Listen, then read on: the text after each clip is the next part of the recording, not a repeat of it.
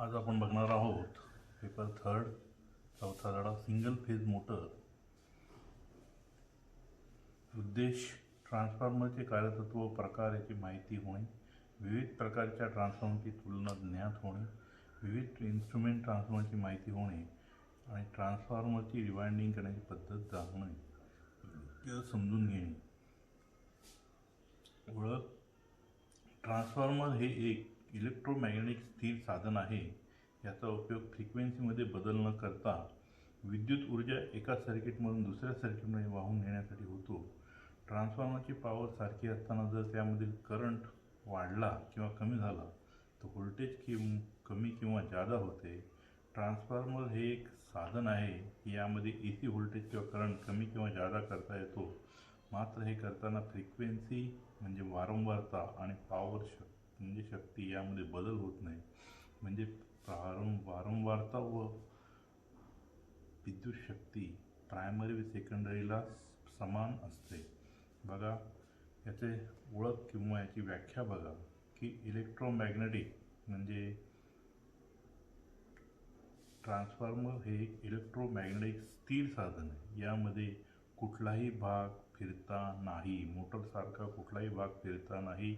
सर्व भाग यामधले primary winding, secondary winding, core आणि इतर सर्व भाग एका ठिकाणी स्थिर असतात, फिट केलेले असतात। कुठलाही भाग यामधला फिरत नाही, म्हणून याला म्हणतात की स्थिर साधन आहे। याचा उपयोग वारंवारता फ्रिक्वेन्सी म्हणजे वारंवारता बदल न करता विद्युत ऊर्जा एका सर्किटमधून दुसऱ्या सर्किटमध्ये वाहून नेण्यासाठी होतो। ट्रान्सफॉर्मरची विद्युत शक्ती सारखी असताना जर त्यामधील करंट वाढला किंवा कमी झाला तर व्होल्टेज कमी किंवा जादा होते। ट्रान्सफॉर्मर हे एक असे साधन आहे की यामध्ये AC व्होल्टेज किंवा करंट कमी किंवा जादा करता येतो। मात्र हे करताना वारंवारता आणि विद्युत शक्ती यामध्ये कोणताही बदल होत नाही। सगळ्यात मोठा हा फायदा आहे की वारंवारता आणि पॉवर म्हणजे विद्युत शक्ती यामध्ये कुठलाही बदल होत नाही। ट्रान्सफॉर्मरचे फायदे। एक, हे स्थिर साधन असल्यामुळे फिरणाऱ्या यंत्रात ज्याप्रमाणे घर्षण, दुरुस्ती असे प्रश्न निर्माण होतात तसे यात होत नाही। त्यामुळे त्याचा देखभाल खर्च कमी असतो। स्थिर साधन असल्यामुळे जेवढं साधन स्थिर असेल तेवढं त्यामध्ये देखभाल खूपच कमी असते आणि त्यामुळे त्याच्यामध्ये फिरणारा भाग नसल्यामुळे घर्षण किंवा त्यामध्ये निर्माण होणारे दोष किंवा त्याची दुरुस्ती याचा प्रश्न येत नाही, तर याचा देखभाल खर्च खूप कमी असतो। 2, ट्रान्सफॉर्मर हा कोणत्याही आकाराचा व पॉवरचा बनवता येतो। म्हणजे पाहिजे त्या आकाराचा, म्हणजे अगदी घरा एवढा किंवा अक्षरशः 2 ते 3 हजार वॅटचा, किलो वॅटचाही सुद्धा बनवता येतो। काही लाख वॅटेजचाही आपल्याला बनवता येतो। तसेच तो कोणत्याही ठिकाणी बसवता येतो। म्हणजे त्याला कुठलेही जमीन, पर्वत कुठेही यामध्ये आपल्याला फिट करता येतो। 3, याची कार्यक्षमता चांगली असते, कारण हा स्थिर असल्यामुळे याची कार्यक्षमता 97 ते 98% असते। म्हणजेच यामध्ये निर्माण होणारे लॉसेस केवळ 2 ते 3% असतात। तसे लॉसेस म्हणजे कॉपर लॉस आणि आयर्न लॉस, या लॉसमुळे हे कमी लॉस असल्यामुळे कार्यक्षमता ही चांगली असते। 4, याची रचना खूपच सोपी असते, अगदी सहज समजण्यासारखी असते, म्हणजे सोपी असते। 5, शक्यतो दोष कमी असतात, यामध्ये शक्यतो दोष निर्माण होत नाही। तत्व बघा की म्युच्युअली इंड्यूस EMF आपण बघितलेलं आहे की समजा 2 कॉईल एकमेकांजवळ ठेवल्या आहेत किंवा एकमेकांवर गुंडाळलेल्या आहेत। यापैकी एका कॉईलला AC विद्युत दाब दिला असता AC चुंबकीय रेषा म्हणजे फ्लक्स निर्माण होतात। हे बदलते फ्लक्स दुसऱ्या कॉईलच्या सानिध्यात किंवा वेढ्याशी जोडले जातात। त्यामुळे पहिल्या कॉईलमधील बदलत्या विद्युत प्रवाहामुळे दुसऱ्या कॉईलमध्येही EMF निर्माण होतो। EMF म्हणजे इलेक्ट्रोमोटिव्ह फोर्स निर्माण होतो। या निर्माण होणाऱ्या EMFला म्युच्युअल इंड्यूस EMF असे म्हणतात। आपण मागच्या पाठामध्ये बघितलेलं आहे की सेल्फ इंड्यूस EMF आणि म्हणजे आणि दुसरा आहे तो म्युच्युअल इंड्यूस EMF.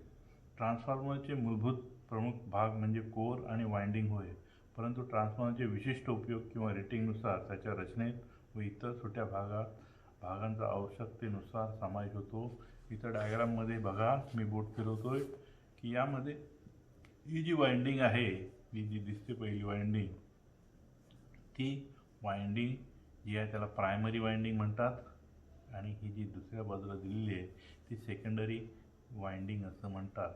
ज्याला सप्लाय दिला असतो त्याला इनपुट वाइंडिंग म्हणतात, आणि ज्याच्यापासून आउटपुट मिळतो त्याला आउटपुट वाइंडिंग असं सुद्धा म्हणतात. तर यामध्ये जेव्हा सप्लाय हा दिला जातो तेव्हा यामध्ये बदलतं चुंबकीय क्षेत्र तयार होतं, म्हणजे बदलता प्रवाह यामध्ये निर्माण होतो. या चुंबकीय रेषा आहेत, या चुंबकीय रेषा गोल गोल फिरत फिरत फिरत फिरत या सेकंडरी वाइंडिंगच्या सानिध्यात येतात, आणि यामध्ये ह्या ज्या चुंबकीय रेषा आहेत त्याला अडथळा निर्माण होतो. म्हणजेच इलेक्ट्रिकल भाषेमध्ये सेकंडरी वाइंडिंग प्रायमरी वाइंडिंगमध्ये चुंबकीय रेषा निर्माण झालेल्या असतात, त्या कट होतात, आणि त्या कट झाल्यामुळे फॅरेडेच्या नियमानुसार या सेकंडरी वाइंडिंगमध्ये व्होल्टेज आणि करंटची निर्मिती होते. याला म्युच्युअल इंड्यूस EMF असं म्हणतात. म्हणजेच बघा, यामध्ये फक्त प्रायमरी वाइंडिंग ही सप्लायला जोडलेली आहे, सेकंडरी वाइंडिंग ही सप्लायला जोडलेली नाही, तरीसुद्धा त्या सेकंडरीमध्ये व्होल्टेज आणि करंट निर्माण होतो. म्हणजेच ही प्रायमरी वाइंडिंग फक्त इलेक्ट्रिकल जोडलेली आहे, पण सेकंडरी जोडलेली नाही. परंतु ही जी प्रायमरी आणि सेकंडरी वाइंडिंग आहे ही चुंबकीय रेषांच्या सहाय्यात म्हणजे चुंबकीय सर्किट पूर्ण होतं आहे. म्हणजे मॅग्नेटिकली ही जोडलेली आहे, पण इलेक्ट्रिकली ही एकमेकांपासून सेपरेट आहे. तर सेकंडरी वाइंडिंगमध्ये जो व्होल्टेज आणि करंट निर्माण होतो त्याला म्युच्युअल इंड्यूस EMF असं म्हणतात. फॅरेडेच्या नियमानुसार त्यामध्ये या सेकंडरीमध्ये विद्युत प्रवाह आणि व्होल्टेज निर्माण होतो. बघा परत ट्रान्सफॉर्मरचे कार्यतत्व. ट्रान्सफॉर्मर या डायग्राममध्ये बघा, हे जी कोअर आहे, ही जी आकाराची जी कोअर आहे, L टाईप, I टाईप आणि E टाईप, या चकत्यांपासून हा जो कोअर आहे तो बनलेला असतो. बघा, ही सर्किट जे जोडलेले आहे प्रायमरी करंट किंवा प्रायमरी वाइंडिंगला फक्त हा सप्लाय दिलेला आहे, आणि सेकंडरी हा या बाजूला यामध्ये त्यावर वाइंडिंग केलेली आहे. याचा जो बघा मध्ये की चुंबकीय रेषा या प्रायमरीपासून निर्माण झाल्यानंतर त्या या कोअरमार्फत पूर्ण होतात. म्हणजे कोअरचं कार्य म्हणजे चुंबकीय सर्किट पूर्ण करणे हे कोअरचं कार्य आहे. यासाठी हा जो कोअर आहे तो अचुंबकीय पदार्थापासून बनवत नाही, म्हणजे लाकूड, काच, रबरापासून हा बनवत नाही, तर हा जो आहे धातूपासून बनवला जातो. म्हणजे सिलिकॉन स्टीलच्या चकत्यांपासून बनवला जातो. या चकत्यांना इलेक्ट्रिकल भाषेमध्ये लॅमिनेशन म्हणतात. म्हणून ट्रान्सफॉर्मरचा कोअर हा लॅमिनेटेड का बनवला जातो, तर पुढे बघूया आपण की ट्रान्सफॉर्मर हा म्युच्युअल इंडक्शनच्या तत्त्वावर कार्य करतो. जेव्हा प्रायमरी वाइंडिंगला AC सप्लाय दिला जातो, म्हणजे इथं हा सप्लाय दिलेला असतो, त्यामध्ये AC फ्लक्स म्हणजे अल्टरनेटिव्ह करंट चुंबकीय रेषा या निर्माण होतात. तो फक्त एक सर्किट त्याने दाखवलेला आहे, पण अनेक चुंबकीय रेषा तयार होतात. म्हणजे जेवढा करंट आपण यामध्ये पाठवू त्याच्या प्रमाणात ह्या AC फ्लक्स या चुंबकीय रेषा तयार होतात. हे फ्लक्स आयर्न कोअरच्या साह्याने सेकंडरी वाइंडिंगकडे वाहतात. हे कोअर आहेत, या कोअरमधून या प्रायमरी वाइंडिंगमध्ये निर्माण झालेले चुंबकीय रेषा या सेकंडरीकडे वाहतात. त्यामुळे सेकंडरी वाइंडिंगमध्ये EMF तयार होतो. म्हणजे त्याच्या सानिध्यात आल्यानंतर या सेकंडरी वाइंडिंगमुळे या चुंबकीय रेषा कट होतात, आणि फॅरेडेच्या नियमानुसार सेकंडरी वाइंडिंगमध्ये EMF तयार होतो. सेकंडरी व्होल्टेज हे त्यामधील वेढ्यांच्या वाढत्या संख्येवर अवलंबून असते. म्हणजे जर प्रायमरीपेक्षा सेकंडरीमध्ये वेढे जर जास्त असतील तर जादा व्होल्टेज निर्माण होतो. संख्येवर अवलंबून असते. जर सेकंडरी वेढे जास्त असतील तर सेकंडरीमध्ये जादा व्होल्टेज निर्माण होतो. म्हणजे प्रायमरीला जर आपण 220 व्होल्ट दिले आणि 100 जर आपल्याला हे वेढे घेतलेले आहेत दाखवल्याप्रमाणे, आणि सेकंडरीला जर 200 वेढे घेतले असतील तर यामध्ये 440 व्होल्ट निर्माण होतो. म्हणजेच हा स्टेप अप ट्रान्सफॉर्मर आहे असं समजलं जातं.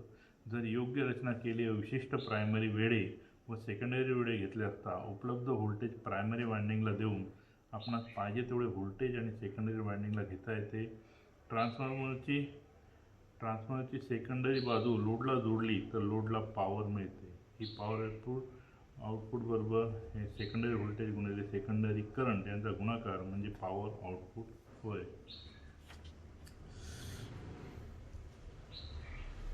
त्यानंतर ट्रान्सफॉर्मरची रचना महत्त्वाची. यामध्ये 13 भाग आहेत. एक म्हणजे कोअर, दुसरा वाइंडिंग, 3 टर्मिनल आणि बुशिंग, टँक म्हणजे टाकी, transformer oil, conservator, breather, explosion vent, Buchholz relay, radiator, thermometer, oil filter plug, level indicator. यामध्ये आतमध्ये हा जो कोअर आहे त्या टाईपचा कोअर आतमध्ये टाकलेला असतो.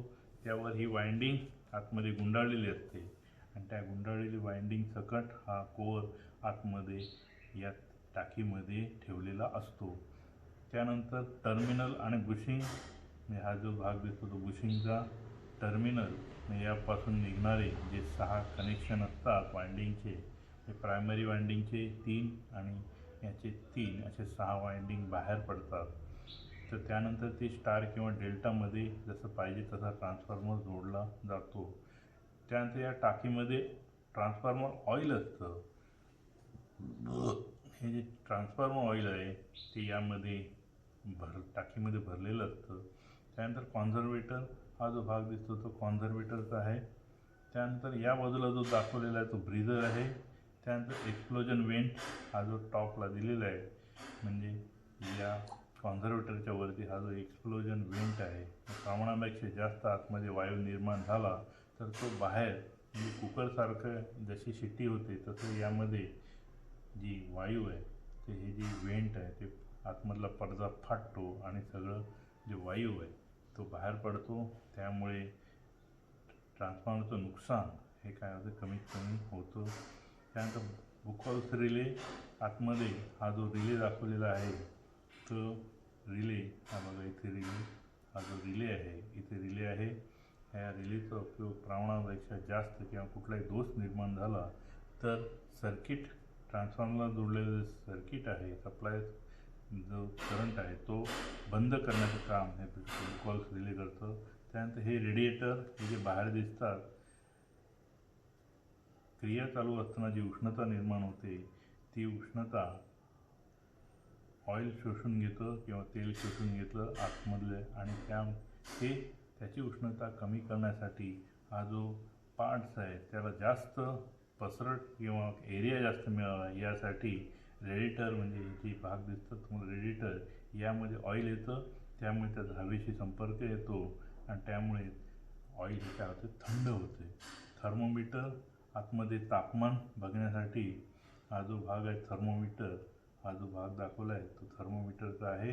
हा थर्मोमीटर तापमान बघण्यासाठी वेळोवेळी तापमान बघण्यासाठी याचा उपयोग केला जातो. त्यानंतर ऑइल फिल्टर जो प्लग आहे हा जो आहे ऑइल फिल्टर प्लग हा जो प्लग आहे याच्या साहाय्याने ऑइल फिल्टर करून आतमध्ये टाकलं जातं. लेवल इंडिकेटर या कॉन्झर्वेटरमध्ये जे इंडिकेटर हा आहे म्हणजे त्या कॉन्झर्वेटरमध्ये पाणी ऑइल किती आहे किती लेवलपर्यंत आहे हे बघण्यासाठी या कॉन्झर्वेटरच्या इंडिकेटरचा वापर केला जातो. परत बघा कोअर सगळ्यात महत्त्वाचा भाग. कोअरचा मुख्य उद्देश वाइंडिंगला आधार देणे व चुंबकीय मंडल पूर्ण करणे होय. कोअर हाय सिलिकॉन स्टीलपासून बनवतात. सिलिकॉन स्टीलमुळे प्रामुख्याने हिस्टेरेसिस लॉसेस कमी होतात व लॅमिनेटेड कोअरमुळे एडी करंट कमी होतो. म्हणजे हा जो कोअर जो वापरलेला आहे सिलिकॉन स्टीलपासून जो कोअर वापरलेला आहे तो जर त्यामध्ये 2 लॉसेस निर्माण होतात ते म्हणजे हिस्टेरेसिस लॉसेस आणि eddy current losses. Eddy current loss म्हणजे हा जो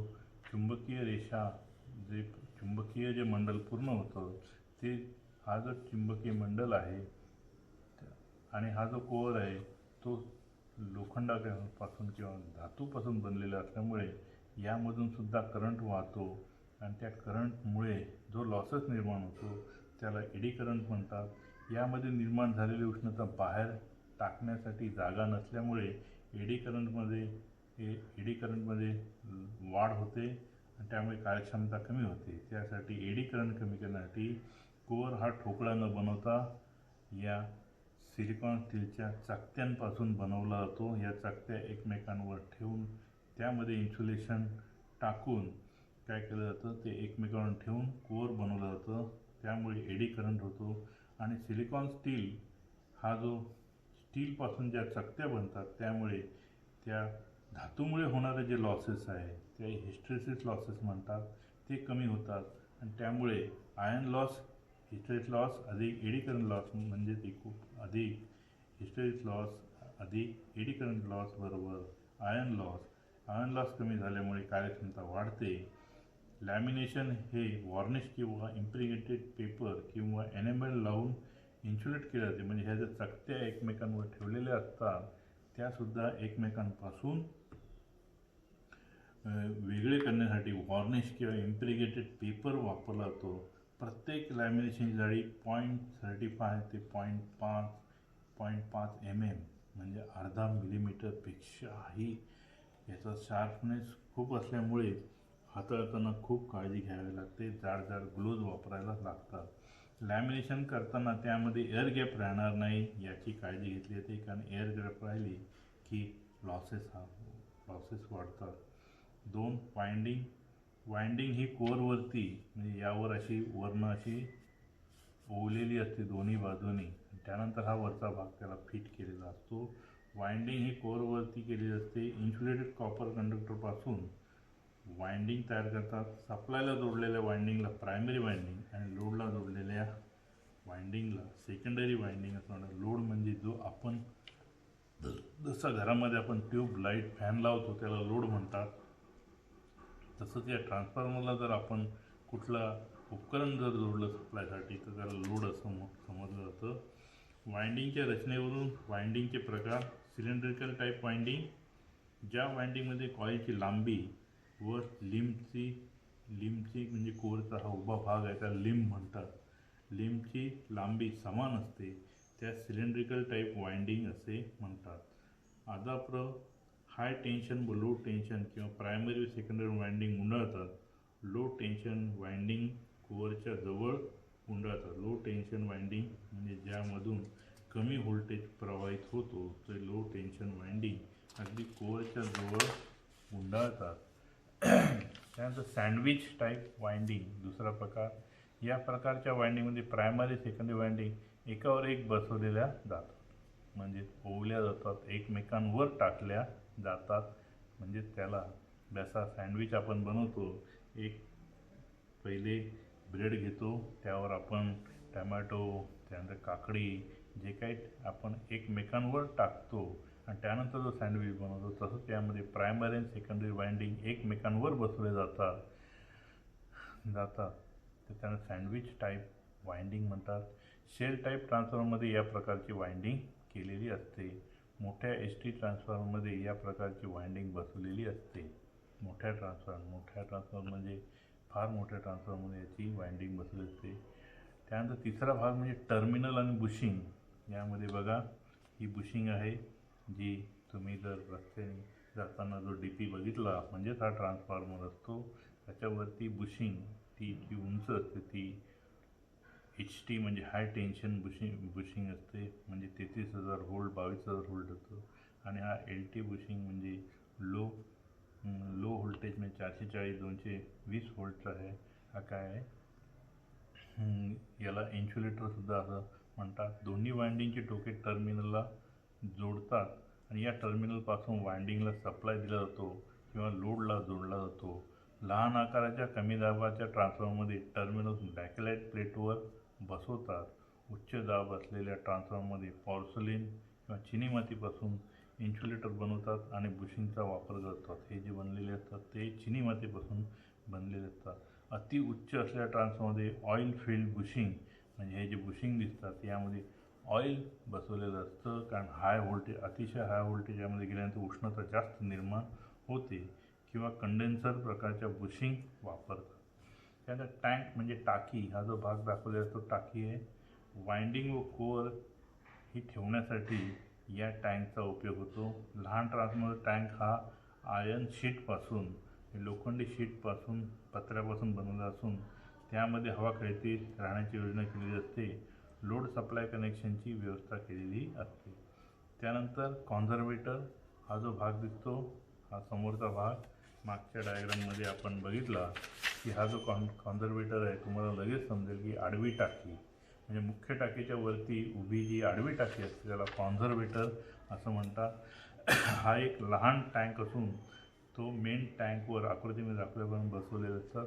या डायग्राममध्ये हा इथं आहे कॉन्झर्वेटर म्हटलेलं आहे. इथं नीट बघितलं बारीक डायग्राम आहे पण इथं कॉन्झर्वेटर दिसतो. हा जो समोरचा भाग आहे तोच कॉन्झर्वेटर आहे. आणि या बाजूला जो दाखवलेला आहे इथं दाखवलं आहे बघा, याला कॉन्झर्वेटर असं म्हणतात. त्यानंतर ही एक लहान टँक असून ती मेन टँकवर आदापर्यंत बसवलेली असते. याला काही वेळेस एक्सपान्शन किंवा वाढीव टँक असेही म्हणतात. यावर ट्रान्सफॉर्मरची या बाजूला ऑइल पातळी व रंग तपासण्यासाठी लेवल इंडिकेटर यामध्ये बसवलेला असतो. ट्रान्सफॉर्मर ऑइल मुख्य टाकीमध्ये पूर्ण भरलेले असते. तसेच विशिष्ट पातळीपर्यंत या कॉन्झर्वेटरपर्यंत मधला जो भाग आहे आणि पाईप आहे, पाईपद्वारे जर तुम्ही DP बघितला रस्त्यावर तर या कॉन्झर्वेटरला खालच्या बाजूने एक पाईप असतो. त्या पाईपमधून या कॉन्झर्वेटरमध्ये जादा ऑइल ठेवलेलं असतं, अर्धा किंवा त्याच्यापेक्षा जास्त ठेवलेलं असतं. तसेच विशिष्ट पातळीपर्यंत ऑइल हे कॉन्झर्वेटरमध्ये भरलेलं असतं. ट्रान्सफॉर्मरच्या खाली लोडच्या वाढीनुसार प्रवाह वाहून उष्णता वाढते. उष्णता वाढली याउलट लोड कमी झाल्यास उष्णता कमी होते. त्यामुळे ऑइल प्रसरण पावते किंवा आकुंचन पावते. म्हणून कॉन्झर्वेटर हा ऑइलने पूर्ण भरलेला नसतो. तसेच ऑइलचे तापमान मोजण्यासाठी कॉन्झर्वेटरवर थर्मो किंवा तापमानदर्शक बसवलेले असते. बघा या कॉन्झर्वेटरचा उपयोग काय तुम्हाला डायरेक्ट समजून सांगतो. जेव्हा लोड वाढतो म्हणजे आपल्या घरामध्ये जो ट्रान्सफॉर्मरचा सप्लाय आपल्याकडे येतो तेव्हा त्यामध्ये सकाळी जादा लोड असतो, दुपारी कमी असतो आणि रात्री लोड जादा होतो. म्हणजे जेव्हा लोड वाढतो तेव्हा काय होतं, ॲक्च्युली प्रवाह वाढतो. प्रवाह वाढले की काय होतं, उष्णता निर्माण होते, बरोबर. आणि उष्णता वाढली की ऑइल काय होतं, प्रसरण पावतं. लक्षात घ्या, गरम ऑइल झालं की ऑइल प्रसरण पावतं, हलकं होतं. त्याउलट लोड कमी झाल्यास म्हणजे दुपारी लोड कमी झाल्यास उष्णता कमी होते. त्यामुळे उष्णता कमी झाल्यामुळे ऑइल आकुंचन पावते. म्हणून कॉन्झर्वेटर हा ऑइलने पूर्ण भरलेला नसतो. म्हणजेच जर प्रसरण पावते म्हणजे त्याचं आकारमान वाढते आणि ते आकारमान या कॉन्झर्वेटर ऑइलमध्ये पूर्ण कॉन्झर्वेटर भरून जातो. पण जेव्हा त्यामुळे जर तो कॉन्झर्वेटर वापरला नाही ते ऑइलचं काय होईल, स्फोट होईल, बाहेर जायला जागा नसणार. त्यामुळे वायू जास्त निर्माण होतो आणि स्फोट होण्याची शक्यता असते. म्हणून तो कॉन्झर्वेटर अर्धवट भरलेला असतो. पण जेव्हा आकुंचन पावते तेव्हा आकारमान कमी होते. त्यामुळे त्याची पातळी काय होते, खालच्या बाजूला येते. त्यामुळे तो हा जो टाकीमधलं ऑइल आहे ते कमी होऊ नये यासाठी कॉन्झर्वेटरमध्ये ऑइल भरलेलं असतं. त्यानंतर त्याला जोडलेला ब्रीदर आहे. हा जो ब्रीदर दाखवलेला आहे बघा या डायग्राममध्ये, या कॉन्झर्वेटरलाच पाठीमागनं काय जोडलेलं आहे, ब्रीदर जोडलेलं आहे. हे एक पाईपच्या आकाराचे साधन असून आदाप्र कॉन्झर्वेटरला जोडलेले असते. उष्णतेने जेव्हा ऑइल प्रसरण पावते त्यामधील हवा गरम हवा कॉन्झर्वेटरच्या पाईपमधून बाहेर टाकली जाते. कॉन्झर्वेटरच्या पाईपमधून बाहेर टाकली जाते. त्याच पाईपमधून हवा थंड आवश्यकतेप्रमाणे शोषून घेतली जाते. या प्रक्रियेला ब्रीदिंग असं म्हणतात. हवेमधील जेव्हा आकुंचन पावते तेव्हा बाहेरील हवा आतमध्ये येते. पण ते ऑइलबरोबर जर हवेतील आर्द्रता म्हणजे हवेतील पाण्याचे प्रमाण किंवा जे काही दमटपणा असतो तो जर आतमध्ये आला तर या ऑइलच्या टाकीमधील ऑइलवर परिणाम होतो. त्याची कार्यक्षमता कमी होते. ती कमी होऊ नये म्हणून त्या आर्द्रतेचे शोषण करण्यासाठी कॅल्शियम क्लोराईड किंवा सिलिका जेलचा वापर केला जातो.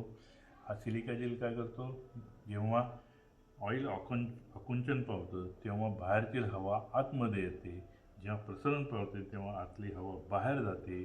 आतली हवा बाहेर गेली तर काही प्रॉब्लेम नाही, पण बाहेरची हवा आतमध्ये येताना जर त्यामध्ये दमटपणा असेल किंवा आर्द्रता असेल तर ती आर्द्रता याला ऑइलला हानिकारक असते, त्याची कॅपॅसिटी कमी होते. त्यासाठी ती आर्द्रता शोषण्यासाठी सिलिका जेलचा वापर केलेला असतो. तसेच यामध्ये हवा जी आहे ती आतमध्ये येताना शुद्ध व आर्द्रतारहित हवा शोषण्यासाठी, म्हणजे त्यामध्ये ऑक्सिजन राहू नये यासाठी सुद्धा यामध्ये सोय केलेली असते. तर ब्रीदरजवळ फिल्टर बसवलेलं असतं, त्यामुळे हवा शुद्ध व आर्द्रतारहित हवा शोषली जाते. त्यानंतर ट्रान्सफॉर्मर ऑइल टँकमधील खनिज तेलात ट्रान्सफॉर्मर ऑइल असं म्हणतात. ट्रान्सफॉर्मर ऑइलचा मुख्य उद्देश म्हणजे चांगले इन्सुलेशन आहे आणि ट्रान्सफॉर्मरमध्ये निर्माण झालेली उष्णता वाहून नेण्याचे माध्यम म्हणून ते काम करते. म्हणजे ऑइल शोषून घेण्याचे कार्य, उष्णता शोषून घेण्याचे कार्य ऑइल करते. ट्रान्सफॉर्मर ऑइलमध्ये पुढील गुणधर्म असावे: डायइलेक्ट्रिक स्ट्रेंथ चांगली असावी, स्वच्छ व धुळीपासून मुक्त असावे, म्हणजे भरतानाच ते फिल्टर करून व धूळ नसणारे आतमध्ये टाकले जाते. तसेच त्यामध्ये आर्द्रतेचे प्रमाण अजिबात असू नये. फ्लॅश पॉईंट म्हणजे तो 1600 डिग्री सेंटीग्रेडला त्याचा फ्लॅश पॉईंट जादा असावा. जर एखादा स्पार्क झाला तर विझवण्याची क्षमता या ऑइलमध्ये असली पाहिजे. त्यानंतर 8वा भाग म्हणजे एक्सप्लोजन वेंट. हा जो भाग दाखवला आहे वरच्या बाजूला, जो एक्सप्लोजन वेंट आहे, यामध्ये एक्सप्लोजन वेंट आहे. हा जो भाग दाखवला आहे तो एक्सप्लोजन वेंटचा आहे. जर ट्रान्सफॉर्मरमध्ये काही अंतर्गत दोष झाला तर ट्रान्सफॉर्मरमधील दाब वाढतो. तो वाढलेला दाब एक्सप्लोजन वेंटद्वारे कमी केला जातो. हा एक वाकलेला पाईप असून तो टॉप कव्हरला जोडलेला असतो. त्याच्या तोंडाशी पडदा बसवला जातो. टँकमधील दाब वाढला, काही दोष निर्माण झाला तर आतमध्ये दाब वाढला जातो, त्यामुळे पडदा फाटतो व दाबाखालील हवा बाहेर पडते, त्यामुळे टँक फुटण्यापासून संरक्षण होते. त्यानंतर 9 म्हणजे बुकॉल्स रिले. हे एक सुरक्षिततेचे साधन असून कॉन्झर्वेटर आणि ट्रान्सफॉर्मर टँकच्या मध्ये जोडलेले असते. बुकॉल्स रिले ट्रान्सफॉर्मरमधील साध्या दोषामुळे जर गॅसेस निर्माण झाले तर ते गॅसेस कॉन्झर्वेटरकडे जातात व त्या मार्गामध्ये मर्क्युरी स्विच असतो व गॅसेसमुळे अलार्म सर्किट चालू होते. आपणास ट्रान्सफॉर्मरमध्ये दोष आहे असे समजते. जर ट्रान्सफॉर्मरमध्ये अचानक मोठा दोष निर्माण झाला तर मोठ्या प्रमाणात गॅसेस तयार होतात. ते वजनाने हलके होतात व ते गॅसेस वरच्या बाजूला किंवा कॉन्झर्वेटरकडे वाहण्यास सुरुवात होते. त्यामुळे दुसरे मर्क्युरी स्विच चालू होते व ट्रिप सर्किट ऑन होऊन ट्रान्सफॉर्मरची पॉवर बंद होते व ट्रान्सफॉर्मरचे नुकसान होते. रेडिएटर हा जो भाग दाखवलेला आहे या बाजूला तो रेडिएटर आहे. याचा उपयोग ट्रान्सफॉर्मर ऑइल थंड ठेवण्यासाठी होतो. रेडिएटर ट्यूबमुळे कूलिंगचे क्षेत्रफळ किंवा थंड राहण्याचे क्षेत्रफळ वाढते. या ट्यूबमुळे गरम झालेले ऑइल वरच्या बाजूने येते, म्हणजे या टाकीच्या वरच्या गरम झाले, जेव्हा उष्णता वाढते तेव्हा ऑइल काय होते, गरम होते. गरम झाले की ते हलके होते आणि ते वरच्या बाजूला काय होते, वरती सरकते. ते सरकलेले ऑइल या वरच्या बाजूने या नळ्यांमध्ये येते म्हणजे त्याला रेडिएटर म्हणते वरच्या बाजूने, आणि ते मग खाली येता येता थंड होतं. थंड झाले की परत काय होतं, गरम. थंड झालं की ते जड होते आणि ते खालच्या बाजूने या टाकीमध्ये परत शिरते. अशा तऱ्हेने ही कंटिन्युअस क्रिया चालू राहते. त्यामुळे ऑइलचे तापमान कमी होण्यास मदत होते.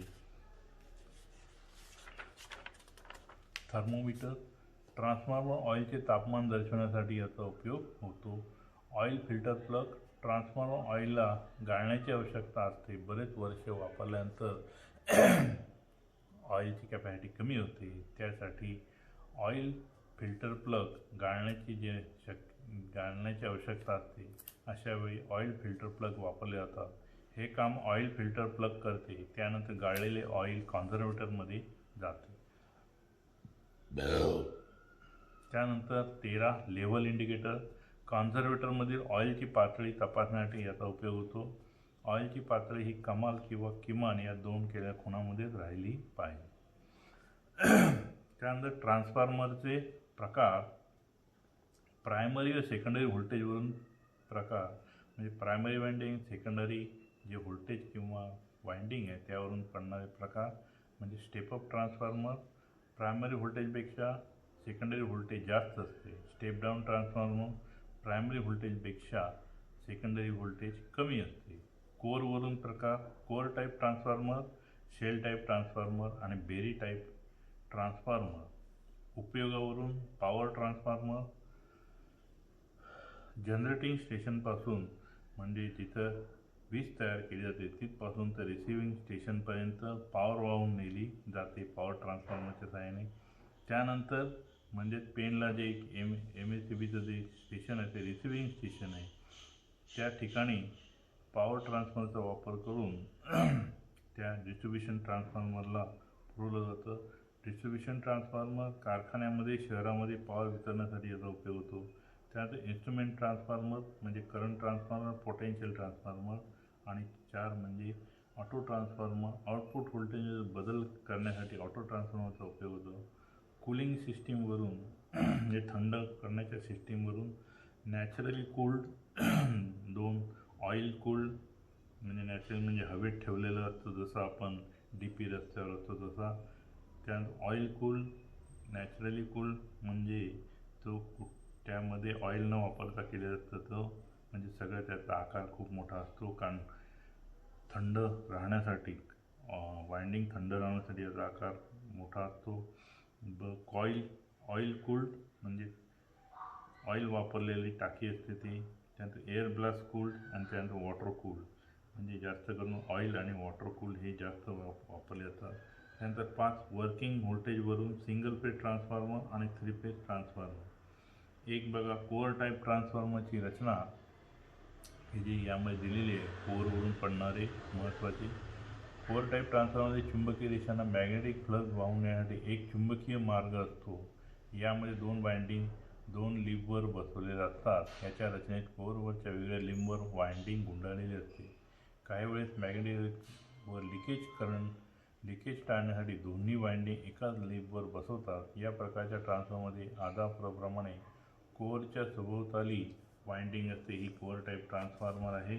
ही जी सभोवताली हा कोअर आहे, ही लिब आहे, ही कोअर आहे, हा जी आहे या संपूर्ण याला कोअर म्हणतात. ते लॅमिनेटेड तयार केले जातात. समोरचा भाग हा डायग्रामॅटिकली असा दिसतो. वाइंडिंग काय करतात, हा वरचा भाग काढतात किंवा हा नंतर बनवतात. हा जो भाग आहे एवढा बनवतात, त्यानंतर सगळी वाइंडिंग ही जी वाइंडिंग दाखवली ही रेषाची ती लो वाइंडिंग आणि तिथं येतं हाय वाइंडिंग. ही जी बाहेर दिसते ती हाय वाइंडिंग असते. त्यानंतर म्हणजेच ही वाइंडिंग सेकंडरी वाइंडिंग, ही प्रायमरी वाइंडिंग. बघा प्रायमरी वाइंडिंग आतमध्ये टाकलेली असते. ही जी गोल गोल कॉईल असते ह्या कॉईल आतमध्ये टाकली जाते. ही दोन्ही बाजू दिसतात ती गोल गोल कॉईल आहे. त्यानंतर ही दुसरी बाजू त्यावर सेकंडरी वाइंडिंगची कॉईल टाकली जाते. प्रायमरीची वाइंडिंग इकडे आणि सेकंडरीची प्रायमरी टाकली जाते. या प्रकारच्या ट्रान्सफॉर्मर पुढे दाखवल्याप्रमाणे कोअरच्या सभोवताली वाइंडिंग असते. 3 फेज कोअर टाईप ट्रान्सफॉर्मरमध्ये सारख्याच जाडीचे 3 लिंब असतात. म्हणजे हा 1 लिंब 2 लिंब तसं 3 फेजमध्ये तिसरा याबद्दल लिंब असते. त्यामध्ये सुद्धा ही वाइंडिंग आतमध्ये प्रायमरी टाकली जाते, त्यावर सेकंडरी चढवली जाते. परत इथं प्रायमरी सेकंडरी अशा 3 लिंबवर टाकून वरच्या बाजूने हा भाग त्यामध्ये फिक्स केला जातो. त्यानंतर दुसरा म्हणजे शेल टाईप ट्रान्सफॉर्मर. या रचनेत मधल्या लिंबवर म्हणजे हा जो भाग आहे तो शेल टाईप आहे. या मधल्या हा जो भाग आहे मधला 1, 2 आणि 3 लिंब, हा मधल्या लिंबवर हा जो वरचा भाग आहे तो काढून टाकतात. पहिले काढून टाकतात म्हणजे बनवत नाही, नंतर त्यामध्ये टाकतात. ही प्रायमरी वाइंडिंग पहिले टाकली जाते आणि ही सेकंडरी वाइंडिंग यामध्ये टाकली जाते. आणि थ्री फेजमध्ये परत एक लिंब यामध्ये येतो, म्हणजे हा इथं येईल, त्यामध्ये सुद्धा प्रायमरी सेकंडरी वाइंडिंग टाकली जाते.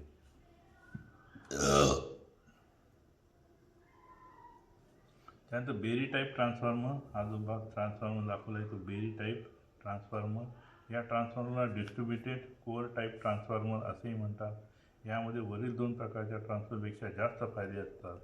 हा ट्रान्सफॉर्मर आकाराने लहान असतो. यामधील मॅग्नेटिक कोअर आयताकृती असते, म्हणजे लांबी जास्त रुंदी कमी असून कॉईलच्या भोवती कोअर असते. ट्रान्सफॉर्मरची रचना इतर ट्रान्सफॉर्मर तुलनेत त्याचा खर्च कमी असतो.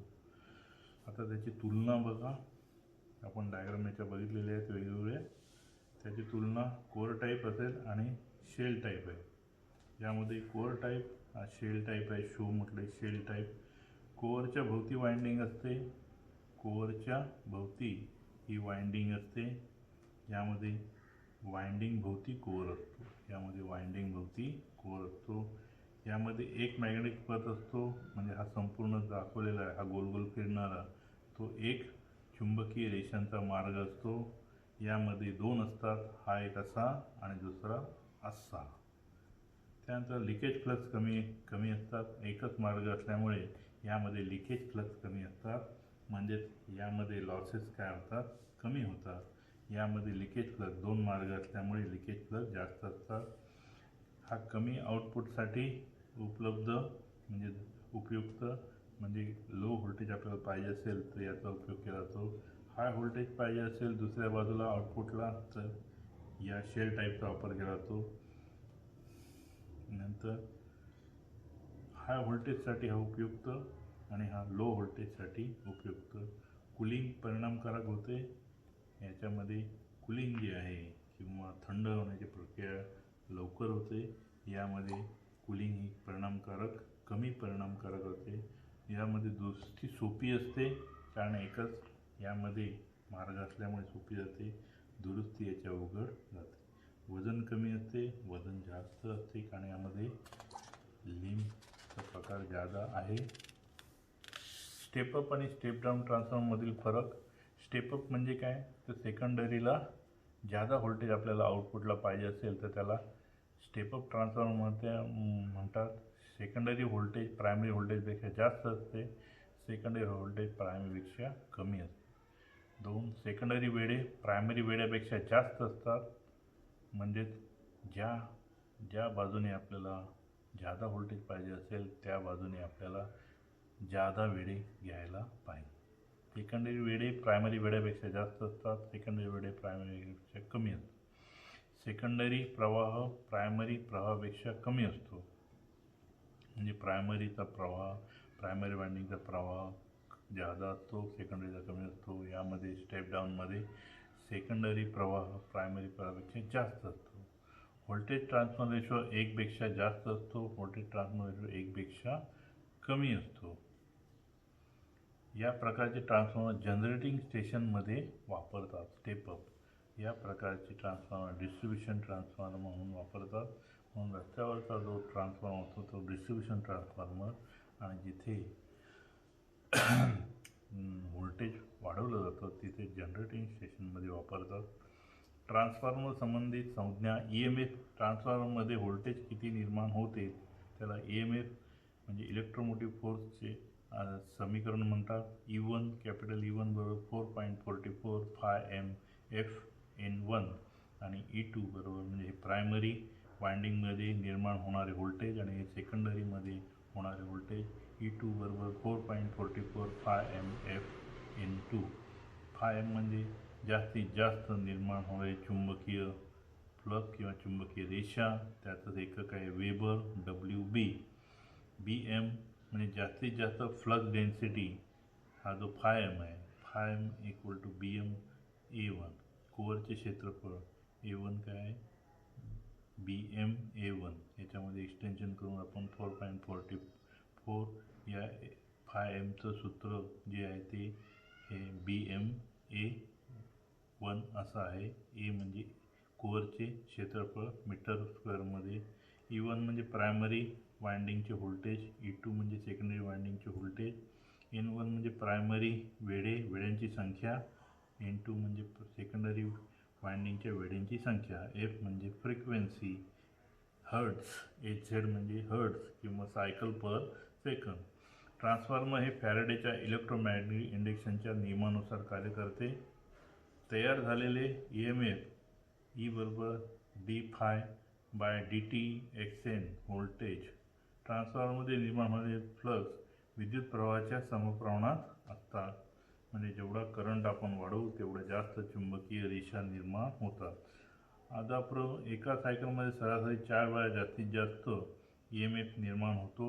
हा बघा, जास्तीत जास्त 1 2 3 4 म्हणजे हा 1 2 3 4 5 6 म्हणजे हा 3 आणि हा 2 5. आणि याच्यामध्ये 2 वेळा काय होतात, 4 वेळा जास्तीत जास्त EMF निर्माण होतो. म्हणजे इथे 1 इथे 1 2 झाले. बरं, शून्यापासून 5M पर्यंत व 5M पासून शून्यापर्यंत जाण्यासाठी प्रत्येक वेळी लागणारा वेळ हा T/4 असतो. कालावधी T/4 बरोबर 1/F4 म्हणून पण d∅dt म्हणजे हा डेरिव्हेशन आहे इंटू n, फ्लक्स बदलाचा दर गुणिले वाहक संख्या, वाहकाची संख्या म्हणजे वेळेंची संख्या. E बरोबर 4.4 φFN N1 हेच लक्षात घ्या, बाकीचं फारसं लक्ष देऊ नका, नाही समजणं. ट्रान्सफॉर्मर रेशो K E1 बरोबर 4.44 φMF N1 हा म्हणजे K बरोबर E2/E1 म्हणजे 4.44 φMF N2 हा कॅपिटल नाही तर इथं स्मॉल काढलेला आहे, तसाही चालतो. हा जो आहे हे दोन्ही 4.44 same, φFM same, F same म्हणून N2/N1 म्हणजे K बरोबर N2/N1. सेकंडरी वेळ व प्रायमरी वेळ यांच्या गुणोत्तरात टर्न्स रेशो किंवा ट्रान्सफॉर्मरचं रेशो असे म्हणतात. आदर्श ट्रान्सफॉर्मरमध्ये म्हणजेच यामध्ये लॉसेस हे काय कमीत कमी होतात, म्हणजे नसतातच. VA बरोबर E1 I1 E2 I2. E1 मध्ये प्रायमरी व्होल्टेज, E2 बरोबर secondary voltage, I1 equal to primary current आणि I2 बरोबर सेकंडरी करंट. K बरोबर E2/E1, K बरोबर I1/I2 करंट ट्रान्सफॉर्मर रेशो म्हणजे K बरोबर E2/E1 बरोबर N2/N1 बरोबर I1/I2. K बरोबर 1 तेव्हा ट्रान्सफॉर्मरचा 1:1 ट्रान्सफॉर्मर असे म्हणतात. K इज लेस दॅन 1 तेव्हा ट्रान्सफॉर्मरमध्ये स्टेपअप ट्रान्सफॉर्मर म्हणतात. 1:1 ट्रान्सफॉर्मर म्हणजे जेवढं आउटपुट इनपुट देऊ तेवढंच आउटपुट आपल्याला मिळेल, तेव्हा K बरोबर 1 असणार आहे. Kची किंमत म्हणजे N2/N1. म्हणजे जर समजा प्रायमरी जर करंट व्होल्टेज प्रायमरी करंट समजा असेल 10 एम्पियर, व्होल्टेज असेल 220 एम्पियर 20 व्होल्ट, तर जो सेकंडरीमध्ये तिथंसुद्धा तेवढंच जेव्हा करंट आणि व्होल्टेज मिळेल त्याला 1:1 ट्रान्सफॉर्मर असे म्हणतात. Wien K is greater than 1 तेव्हा त्या ट्रान्सफॉर्मरमध्ये स्टेपअप ट्रान्सफॉर्मर आहे असं म्हणतात. म्हणजे स्टेपअप म्हणजे सेकंडरी वायंडिंगची वेळे जादा आणि प्रायमरीचे कमी. K इज लेस दॅन 1 तेव्हा त्या ट्रान्सफॉर्मर स्टेप डाऊन ट्रान्सफॉर्मर म्हणतात. कार्यक्षमता कोणत्याही ट्रान्सफॉर्मरचे आउटपुट हे त्याच्या इनपुटपेक्षा कमी असते, कारण त्यामधील आयर्न कॉपर लॉसेस होतात. ट्रान्सफॉर्मरचे कार्य किती किफायतशीरपणे चालते हे तपासण्यासाठी त्याची कार्यक्षमता काढणे आवश्यक असते. इनपुट बरोबर आउटपुट प्लस लॉसेस.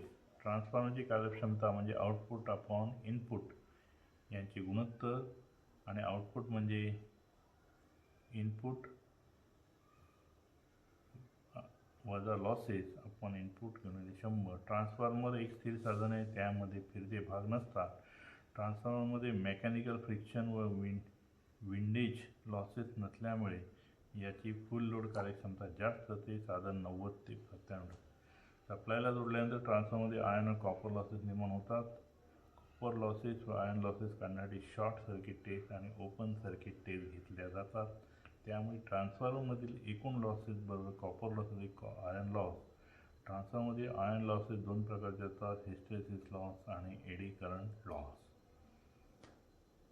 बघा, कॉपर लॉस काढण्यासाठी शॉर्ट सर्किट टेस्टची जी सर्किट डायग्राम आहे ती याप्रमाणे बघा. वॅट मीटर जोडलेलं आहे, ही करंट कॉईल, ही व्होल्टेज कॉईल, ही ॲमीटर, व्होल्टमीटर. ॲमीटर नेहमी सिरीजमध्ये जोडतात, व्होल्टमीटर पॅरललमध्ये जोडतात. इथे वॅट मीटर जोडलेलं आहे. प्रायमरी वाइंडिंग हे जास्त वेळ आहे, सेकंडरी कमी आहे, त्याला ॲमीटर जोडलेलं आहे. Transformer under test. बघा, ही जोडणी केल्यानंतर ओपन यामध्ये ट्रान्सफॉर्मरमध्ये कॉपर लॉस काढण्यासाठी या टेस्टचा उपयोग करतात. महत्त्वाची डायग्राम आहे, परीक्षेत नेहमी विचारली जाते. सेकंडरी वाइंडिंग ॲमीटरने शॉर्ट केलेले आहे. त्यानंतर प्रायमरी वाइंडिंगला हाय व्होल्टेज, वाइंडिंगला कमी व्होल्टेज दिले जाते, साधारण 10% दिले जाते. फुल लोड करंट शॉर्ट सर्किटमधून जाईल व इतकेच व्होल्टेज प्रायमरी वाइंडिंगमध्ये देतात. वॅट मीटरचा उपयोग फुल लोड कॉपर लॉससाठी होतात. म्हणजे हा जो सप्लाय दिल्यानंतर जे लॉसेस निर्माण होतील ते लॉसेस वॅट मीटरने दर्शवले जातात, ते म्हणजे कॉपर लॉसेस होय. तसेच या टेपचा उपयोग ट्रान्सफॉर्मरचे एकूण इम्पिडन्स व व्होल्टेज रेग्युलेशन काढण्यासाठी करतात. त्यानंतर ओपन सर्किट टेस्ट. यामध्ये सर्किट डायग्राममध्ये बघा की यामध्ये हे जे भाग आहे तो लोड दिला जातो. यामध्ये ट्रान्सफॉर्मर आयर्न लॉस काढण्यासाठी या टेस्टचा उपयोग होतो. ही टेस्ट नो लोडला घेतली जाते, म्हणजे सेकंडरी वाइंडिंग ओपन ठेवली जाते. ही जी वाइंडिंग आहे ती ओपन ठेवली जातात किंवा त्यावरील लोड हा बाजूला काढला जातो. हे हा काढलेला आहे. ट्रान्सफॉर्मरच्या प्रायमरीला सप्लाय दिला असता ॲमीटर हे नो लोड करंट, म्हणजे नो लोड करंट लोडच नाही आहे त्यामुळे नो लोड करंट याचा मोजला जातो. नो व्होल्टेज सप्लाय व्होल्टेज मोजला जातो. त्यामुळे ॲमीटर रिडिंग कमी असल्यामुळे कॉपर लॉसेस फारच कमी असतात. वरील दोन टेस्टवरून काढलेल्या लॉसेसचा उपयोग त्या ट्रान्सफॉर्मरची कार्यक्षमता काढण्यासाठी होतो. त्यानंतर ऑल डे एफिशियन्सी, म्हणजे एका दिवसाची ट्रान्सफॉर्मरची कार्यक्षमता ही काढली जाते. कारण काय, तर ट्रान्सफॉर्मर हा जो आहे त्याची प्रायमरी सतत जोडलेली असते, कारण लोड कुठेही कधीही आपल्याला वापरता यायला पाहिजे. त्यामुळे आयर्न लॉसेस हे सतत होत असतात. त्यामुळे प्रत्येक दिवसाची कार्यक्षमता ट्रान्सफॉर्मरची काढणे गरजेचं असते. डिस्ट्रीब्युशन ट्रान्सफॉर्मरचा उपयोग हा शहरातील लाइटिंग लोडला सप्लाय देण्यासाठी केला जातो. याची प्रायमरी वाइंडिंग नेहमी सप्लायला जोडलेली असते, त्यावेळेस सेकंडरी लोड असतो किंवा नसतो. त्यामुळे दिवसातील 24 तास बघा, सकाळी जादा असतो, दुपारी कमी असतो, परत संध्याकाळी जादा होतो. म्हणजे कुठल्याही ग्राहकाला ही सप्लाय जो आहे त्या विजेचा वापर हा नेहमी करता यायला पाहिजे. यासाठी याची प्रायमरी वाइंडिंग सतत जोडलेली असते. त्यामुळे दिवसातील 24 तास त्या ट्रान्सफॉर्मरमध्ये आयर्न लॉसेस निर्माण होतात. दिलेल्या लोडनुसार त्या ट्रान्सफॉर्मरमध्ये कॉपर लॉस निर्माण होतात. म्हणजे आयर्न लॉस सतत चालू राहतात, कारण प्रायमरी सतत जोडलेली असते. परंतु लोड बदललेला नेहमी बदलत असतो, सकाळ दुपार संध्याकाळ, आणि त्या लोडनुसार कॉपर लॉस निर्माण होतात. त्यामुळे कॉपर लॉसेस काय असतात, दुपारी कमी असतात, सकाळी वाढतात, संध्याकाळी वाढतात आणि रात्री एकदम कमी होतात. कारण लोड सगळा कमी असतो, कारण फक्त उन्हाळा असेल तर फॅन चालू असतो. या प्रकारच्या ट्रान्सफॉर्मरची कार्यक्षमता काढण्यासाठी एनर्जी हा पाया समजला जातो. 24 तासातील इनपुट kWh किलोवॅट आवर हे इनपुट सर्किटमधील एनर्जी मीटरच्या सहाय्याने मोजले जाते आणि 24 तासातील आउटपुट kWh हे आउटपुट सर्किटमधील एनर्जी मीटरच्या सहाय्याने मोजले जाते. यावरून ट्रान्सफॉर्मरची ऑल डे एफिशियन्सी काढतात. 24 तासातील आउटपुट kWh मध्ये आणि 24 तासातील इनपुट kWh मध्ये याचा गुणाकार गुणिले 100 हे सूत्र घेऊन ऑल डे एफिशियन्सी काढली जाते. त्यानंतर रेग्युलेशन. प्रत्येक ट्रान्सफॉर्मरमध्ये त्यामध्ये रेजिस्टन्स व लिकेज रिॲक्टन्समुळे टर्मिनल व्होल्टेज ड्रॉपमुळे आणि त्याप्रमाणे सेकंडरी व्होल्टेज हे नो लोड ते फुल लोड स्थितीला ड्रॉप होतो. प्रायमरी व्होल्टेज कायम असताना सेकंडरीच्या नो लोड ते फुल लोड यामधील व्होल्टेज फरक आणि नो लोड व्होल्टेज यांच्या गुणोत्तरास ट्रान्सफॉर्मरचे व्होल्टेज रेग्युलेशन असे म्हणतात. म्हणजे बघा की ट्रान्सफॉर्मर हा सतत चालू राहतो तेव्हा त्यामधील सेकंडरी नो व्होल्टेज वजा सेकंडरी फुल लोड व्होल्टेज भागिले सेकंडरी नो व्होल्टेज गुणिले 100.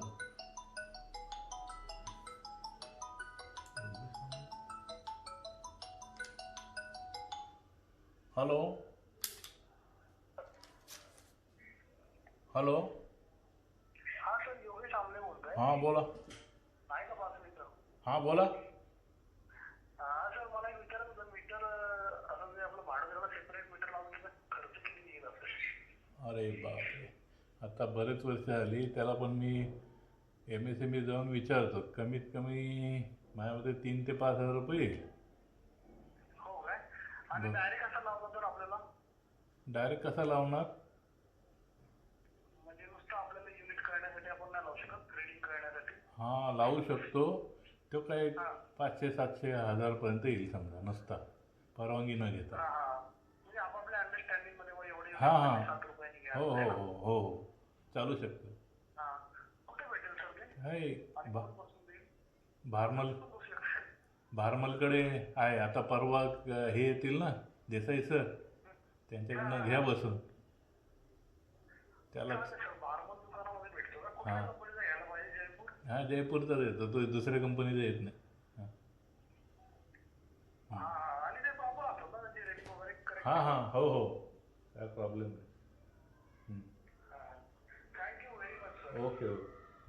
एक अजून एक प्रश्न छोटासा. हां रेफ्रिजरेटर सिंगल डोअरचे मंथली किती युनिट पडतात? त्याच्यावर लिहिलेलं असतं.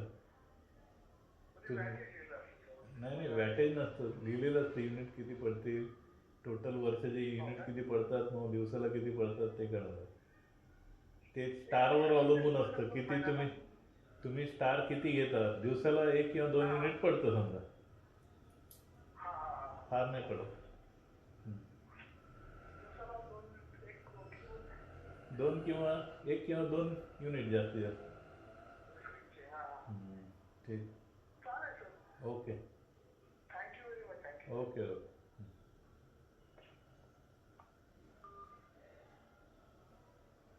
बरं थोडा वेळ गेला मध्ये. तर यामध्ये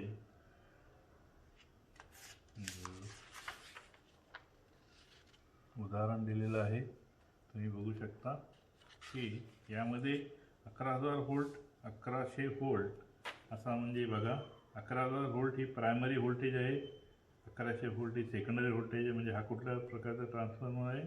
स्टेप डाऊन ट्रान्सफॉर्मर आहे. 550 kVA kilo volt ampere. Single phase ट्रान्सफॉर्मरचे प्रायमरी वेढे किती आहे? 6700 म्हणजे N1. तर सेकंडरी वेढे काढा. समजा लॉसेस 0 वॅट आणि पॉवर फॅक्टर युनिटी म्हणजे 1 असेल तर प्रायमरी आणि सेकंडरी फुल लोड करंट काढा. यामध्ये माहिती काय दिलेली बघा, मी वाचलेली. Primary voltage E1 11,000, secondary voltage E2 1100, primary वेळेस जवळजवळ 6700, पॉवर फॅक्टर 1, लॉसेस 0 वॅट. म्हणजेच VA म्हणजे KVAचं रूपांतर VAमध्ये करण्यासाठी K म्हणजे 1000 म्हणजे 5.5 लाख VA. समजा I1 प्रायमरी फुल लोड करंट, I2 सेकंडरी फुल लोड करंट आणि N2 सेकंडरी वेळे म्हणजे आपल्याला हे काढायचं आहे.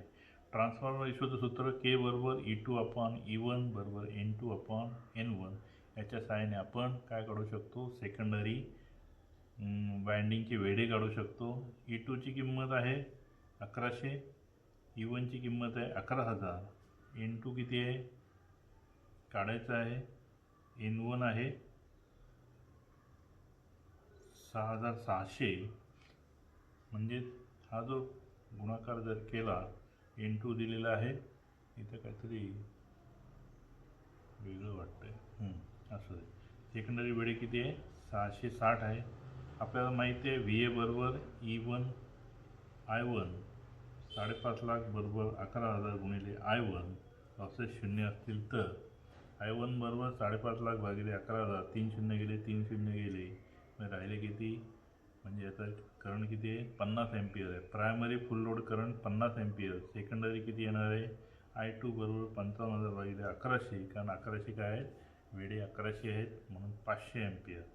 म्हणजे प्रायमरी सेकंडरी फुल लोड करंट किती आहे? 500 एम्पियर आहे. त्यानंतर दुसरं उदाहरण बघा.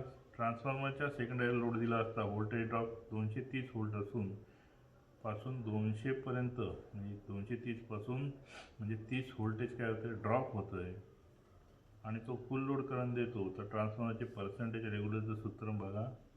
पर्सेंटेज रेग्युलर बरोबर V0 म्हणजे no load voltage minus load voltage भागिले नो लोड व्होल्टेज गुणिले 100. याच्यात लॉस किती आहे? 230 मायनस 200 बरोबर 30. V0 म्हणजे 230, म्हणजे हा किती आले? रेग्युलेशन 13.04%. त्यानंतर ट्रान्सफॉर्मरचे वेगळे जे ट्रान्सफॉर्मर आहे ते इन्स्ट्रुमेंट ट्रान्सफॉर्मर आहे. इन्स्ट्रुमेंट ट्रान्सफॉर्मर म्हणजे कमी किमतीचा करंट आणि व्होल्टेज मोजण्यासाठी साधारण ॲमीटर आणि व्होल्टमीटरचा आपण वापर करतो. साधारण 15 ते 20 एम्पियर किंवा 50 एम्पियरपर्यंत. त्याची जादा किमतीचे करंट आणि व्होल्टेज मोजण्याची क्षमता नसते, परंतु ट्रान्सफॉर्मरचा वापर करून कमी क्षमतेच्या मीटर्सकडून जादा किमतीचे करंट आणि व्होल्टेज मोजता येतात. या ट्रान्सफॉर्मरला इन्स्ट्रुमेंट ट्रान्सफॉर्मर असे म्हणतात. Current transformer CT, potential transformer PT. एक म्हणजे करंट ट्रान्सफॉर्मर डॅश. या प्रकारच्या ट्रान्सफॉर्मरमध्ये हाय व्होल्टेज लाईनमधील जास्त करंट मोजण्यासाठी कमी क्षमतेचा ॲमीटर जोडलेला आहे. बघा डायग्राममध्ये बघा की हा करंट ट्रान्सफॉर्मर म्हणजे ॲक्च्युअली करंट ट्रान्सफॉर्मर म्हणजे हा जो आहे तो स्टेप अप ट्रान्सफॉर्मर असतो. या प्रकारच्या ट्रान्सफॉर्मरमध्ये हाय व्होल्टेज लाईनमधील जास्त करंट मोजण्यासाठी, म्हणजे हा हाय व्होल्टेज आहे, त्यासाठी 5 एम्पियरचा काय वापरलेला आहे? ॲमीटर वापरलेला आहे. त्याला अर्थिंग दिलेली आहे. करंट ट्रान्सफॉर्मरच्या प्रायमरीमध्ये कमी वेळे वाइंडिंग असते, म्हणजे ही बाजू आहे ती प्रायमरी वाइंडिंग आहे. म्हणजेच हा कुठला ट्रान्सफॉर्मर आहे ज्याची प्रायमरी वाइंडिंग कमी वेळेची आणि सेकंडरी जादा असेल त्याला स्टेप अप ट्रान्सफॉर्मर म्हणतात. काही वेळेस एकच असतो, यामधून मोजायचा करंट वाहत असतो. या ट्रान्सफॉर्मरच्या सेकंडरी जास्त वेळेचे वाइंडिंग असून रेशो प्रमाण कमी केलेला करंट यामध्ये जोडलेल्या ॲमीटरमध्ये जोडलेला असतो. म्हणजे या ॲमीटरला जर 400 एम्पियर कॅपॅसिटी जर याला मिळाला तर हा जुळून जाईल. त्यासाठी त्याची रचना अशी केलेली असते की त्यामधून जरी जादा करंट वाहला तरी ॲमीटरला कमी करंट आपल्याला मिळतो आणि आपल्याला रिडिंग मिळते. जास्त वेळेचे वाइंडिंग असून रेशो प्रमाणात कमी केलेला करंट यामध्ये जोडलेल्या ॲमीटरमध्ये दाखवला आहे. ॲमीटरची स्केल ट्रान्सफॉर्मरच्या रेशो प्रमाणात विभागलेली असते. हे आपण कसं आलेखामध्ये घेतो, 1 सेंटीमीटर बरोबर 1 लाख लोकसंख्या, बरोबर, म्हणजे 1 सेंटीमीटर. तसं यामध्ये 1 एम्पियर म्हणजे इथं जर या ॲमीटरमध्ये 1 एम्पियर दाखवला तर तिथं 100 एम्पियर यामधून या वरच्या लाईनमधून हाय टेन्शन लाईनमधून वाहतो असं गृहीत धरलं जातं. त्याप्रमाणे त्या ॲमीटरची रचना केलेली असते. काळजी काय घ्यावी? सेकंडरी ओपन कधीही ठेवू नये. ही सेकंडरी आहे, त्याला ॲमीटर हे जोडल्या गेला पाहिजे, कारण हाय व्होल्टेज तयार होऊन कोअरची हानी होऊ शकते. म्हणजे हा ट्रान्सफॉर्मर काय होतो? जळू शकतो. सुरक्षेसाठी अर्थिंग जोडणे आवश्यक आहे. सेकंडरीकडे ॲमीटर काढल्यानंतर ती शॉर्ट करावी. म्हणजे सेकंडरीकडे ॲमीटर जर काढायचा म्हटला तर ती पहिले शॉर्ट करावी, म्हणजे ठिणग्या वगैरे उडत असतील आणि डिस्चार्ज होतं आणि त्यानंतर ते परत वापरता येतो. तसंच जर केलं तर हायली डेंजरस. त्यानंतर पोटेन्शियल ट्रान्सफॉर्मर. या ट्रान्सफॉर्मरच्या सहाय्याने उच्च दाब मोजले जातो, त्यात पोटेन्शियल ट्रान्सफॉर्मर असे म्हणतात. आदापूर ट्रान्सफॉर्मरचे प्रायमरी वाइंडिंग पातळ ताराचे अधिक वेळे घेतलेले असते आणि सेकंडरी वाइंडिंग कमी वेळेचे व जाड असते. त्यामुळे हा एक प्रकारचा स्टेप डाऊन ट्रान्सफॉर्मर जोडला जातो. याचे प्रायमरी वाइंडिंग सप्लायला जोडले असते व सेकंडरी वाइंडिंगला व्होल्ट मीटर जोडलेला असतो. बघा डायग्राममध्ये बघा की प्रायमरी वाइंडिंग ही पातळ तारेची आणि जाड आणि जादा वेळे घेतलेली असते, बरोबर. तर ही सेकंडरी आहे ते कमी वेळेची पण जाड तारेची असते.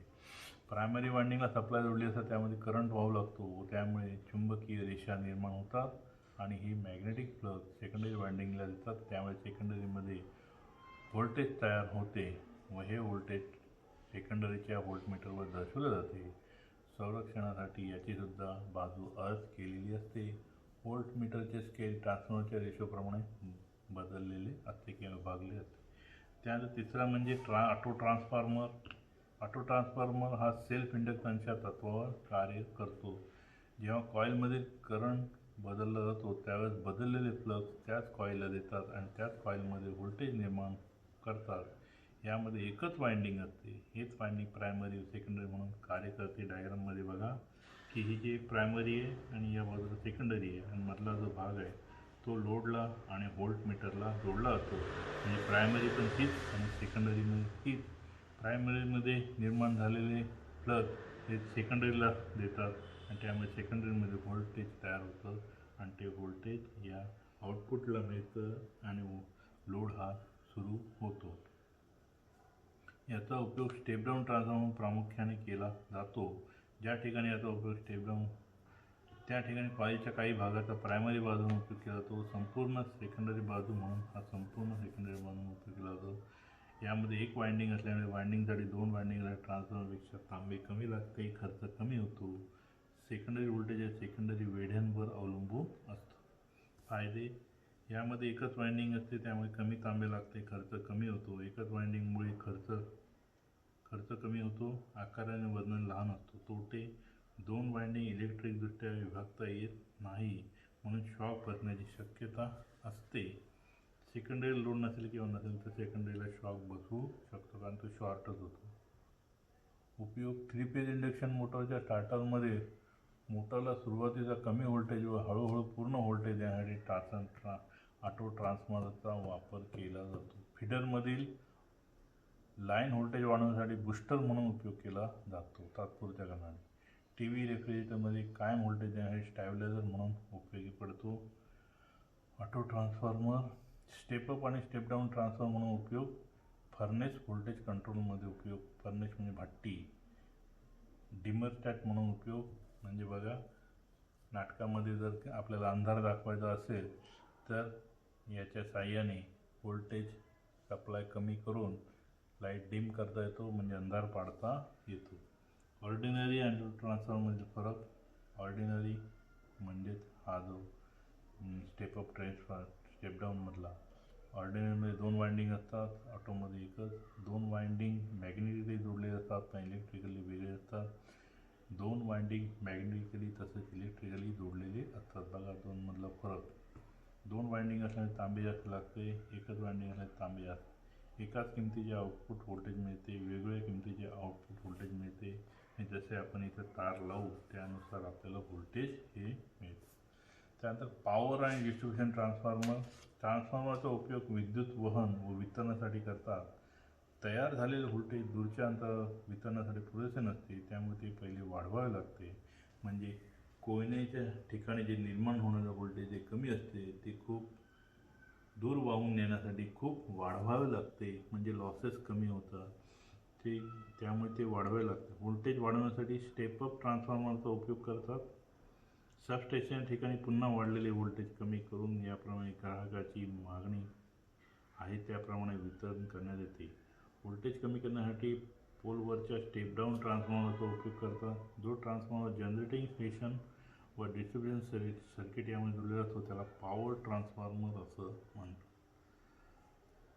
जनरेटिंग स्टेशन म्हणजे कोयना आणि डिस्ट्रीब्युशन सेंटर म्हणजे आपल्या गावातला जो डिस्ट्रीब्युशन सर्किट आहे यामध्ये जो ट्रान्सफॉर्मर जोडला जातो त्याला पॉवर ट्रान्सफॉर्मर असे म्हणतात.